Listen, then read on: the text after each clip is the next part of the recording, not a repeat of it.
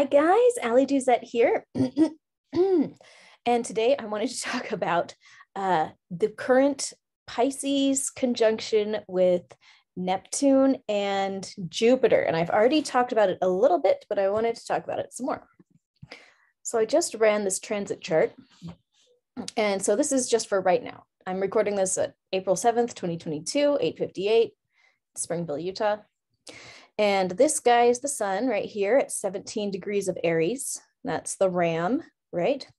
And right here is what I want to talk about. This is Neptune. It's the trident, Poseidon's trident, okay? And that's Jupiter. I don't know what that shape is all about, but it's Jupiter. And here's what you need to know. First off, Neptune and Pisces, this is the symbol for Pisces. Neptune and Pisces go together, okay? They are the boss. The Neptune is the boss of Pisces. Every sign has a planet that's its boss. So for example, Aries, the boss of Aries is Mars. And the boss of Aquarius is going to be Uranus. And the boss of Pisces is Neptune. And anytime that a planet is in the sign that it's the boss of, it's got like an extra whammy of power, okay? So right now, having Neptune in Pisces means that for the whole world, we're having kind of a more like Pisces and Neptune are going to expand each other and make each other more powerful kind of. And what that means for the world is that we're going to experience more of that flavor at this time. So what is the flavor of Pisces and sorry, this is Pisces and this is Neptune. What is the flavor of them? The flavor of them is the beyond, okay? These two guys, Pisces and Neptune, are in charge of the 12th house as well. And this refers to the subconscious mind or the unconscious mind.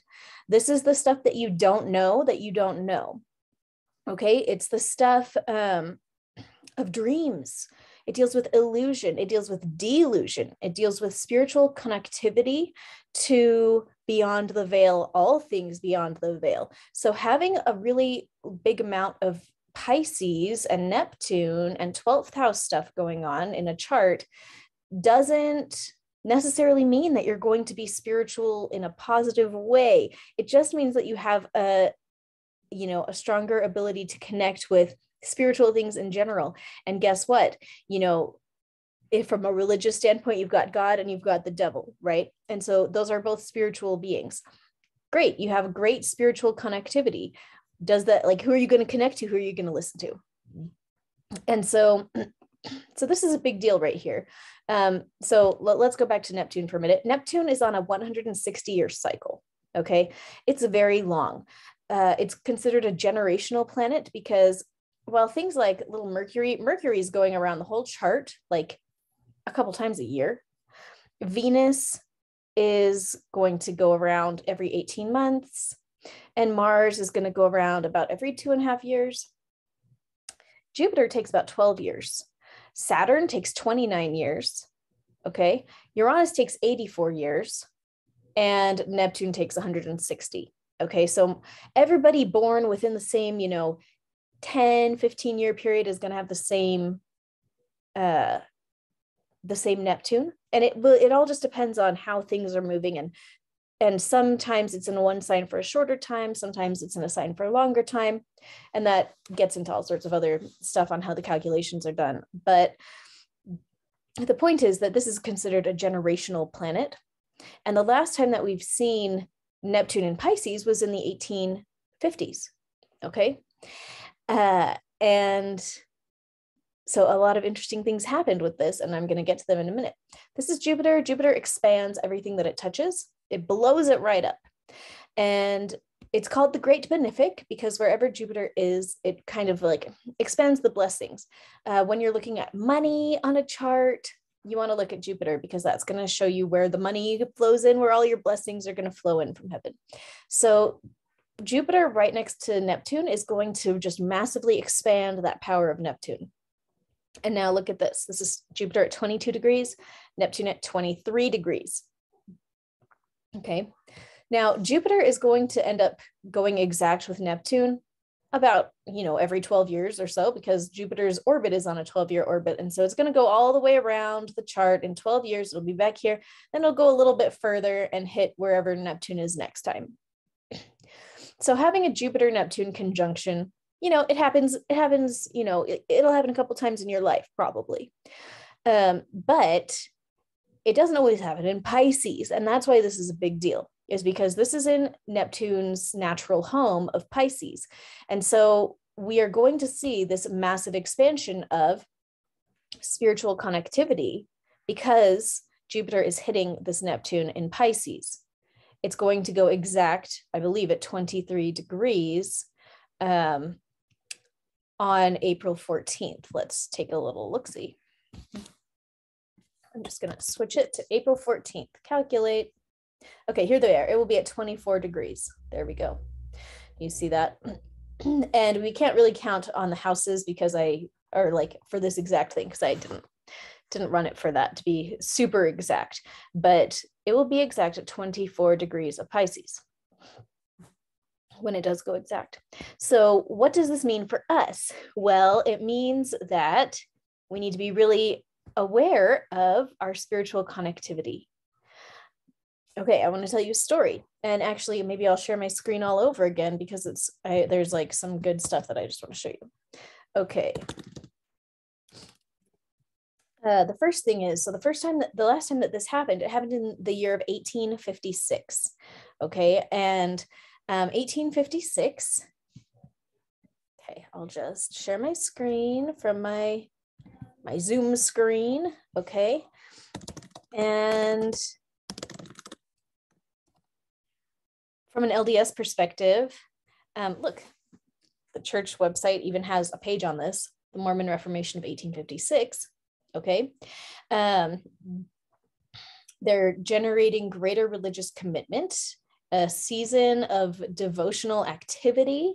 Okay, a turning point for many who reported experiencing spiritual renewal and improved morale within their communities. Okay, so this is like a thing. It's got its own page. This is exactly the same time frame as this. The last time that Jupiter and Neptune were conjunct in Pisces. Now let's take a look at this. Okay, here. This is what I want to look at. The Xhosa cattle killing movement and famine of 1856 is the year that this happened. There it is, in April of 1856, okay? And so what happened was, so off in Utah, in the United States, all of these religious leaders that are claiming to have this direct communication with God are saying it's time to have this spiritual rebirth, and everybody has this spiritual rebirth across the world in what is now South Africa. Two girls, in April 1856, Nonkawuse went out to scare the birds out of the fields, and she said that she saw 3 spirits at the bushes. And they told her that all of the cattle should be slaughtered and their crops destroyed. And on the day after they destroyed everything, the dead Xhosa would return and help expel all the white people from South Africa. And the ancestors would bring the cattle with them to replace those that had been killed. And her uncle told the chief. And so I did a bunch of research on this. What happened was the chief, obviously this is like crazy talk, right? It's like kill all of the things that will feed you, and then we'll have a zombie apocalypse that will kill all of our enemies. It's like, okay. But what happened was this chief, Sarhili, he interrogated this Nonkawuse girl, and he asked her what the spirits looked like, and she apparently accurately described his brother. And so that kind of adds an interesting layer to this story. And I'll come back to that in a minute, because here's the thing. So the chief orders he orders that to be obeyed. First, they destroy their fat cattle. This girl stands in the river. She hears these noises. It means that they have to kill more and more cattle. So at length, the spirits commanded that not an animal of all their herds was to remain alive, and every grain of corn was to be destroyed. If that were done on a given date, myriads of cattle more beautiful than those destroyed would issue from the earth, and all this other food would come, the dead would rise, everything would be great. And she had actually set an exact date for this. Let's see where it is. Maybe it's not listed in this article, but oh yeah, no, the day at length the day dawned, which according to the prophecies was to usher in the terrestrial paradise, but the sun rose and sank and the miracle did not come to pass. Miraculously, people still believed that she was this prophetess. They had starved over 40,000 people, killed almost 500,000 cows. Of course, that girl actually did survive, and in the end, this actually weakened the Xhosa community to the point that basically the white people took all the way over the area. So it actually totally destroyed her nation. And, but let's go right back to this issue of this chief ordering the commands of the spirits to be obeyed, where he hears the description of his actual brother that was dead. And that's what convinces him that she's telling the truth. When I read this story and I started reading a bunch of stuff about it, I read that account and I thought, you know, I think that she actually probably had a real spiritual visitation. Like, spiritual visitations are not like that rare. You know, they happen. They really do happen. And they especially happen when Jupiter and Neptune are conjunct in Pisces. Like, yes, that is so Piscean for this to happen. A true spiritual vision that leads to like death and destruction. Like, if you're not listening to God and you're listening to an alternative source, that can cause you a whole bunch of problems. And so that brings us back to what's going on right now, of course, in the heavens. And this is going to max, it's going to hit exact, you know, on April 14th. And then I mean, again, that's when the first domino falls. Okay. And then we've got a couple months to see how it's going to play out. So I will be really interested to see. I don't expect that any like big thing is going to happen on April 14th on a big scale, or possibly even on a personal scale, but that's going to be that first day that things kind of flick over. And for the next coming months, we're going to see who's listening to whom. Right. And I think we will see on a geopolitical scale, our national leaders tuning in spiritually as well. Who is going to be leading them spiritually? And that's going to come down to what is the quality of their soul. Okay. For on a whole world level, all of us have this invitation to look within and say, okay, how is my soul doing? Can I tell the difference between, you know, a good spiritual source and maybe a bad spiritual source? A lot of people are not really qualified to tell the difference right now. And a lot of people may not want to listen to a good source right now. Okay. And I'm thinking right now, like the words coming into my mind are like Netflix addiction, like video game addiction, all these things that we've put into our minds and our souls. And here's the thought that is coming to me to share is just that, so we watch these movies and our mirror neurons and our brains are storing this record of the things that we've seen. Like, do we realize that those records are physical in nature? They are chemical in nature. We now have brain cells that are dedicated to recreating those images and those concepts and those feelings and those sounds in our minds, right? And so when we're watching toxic entertainment, it's rewiring our entire body. It's rewiring our brain. It really is.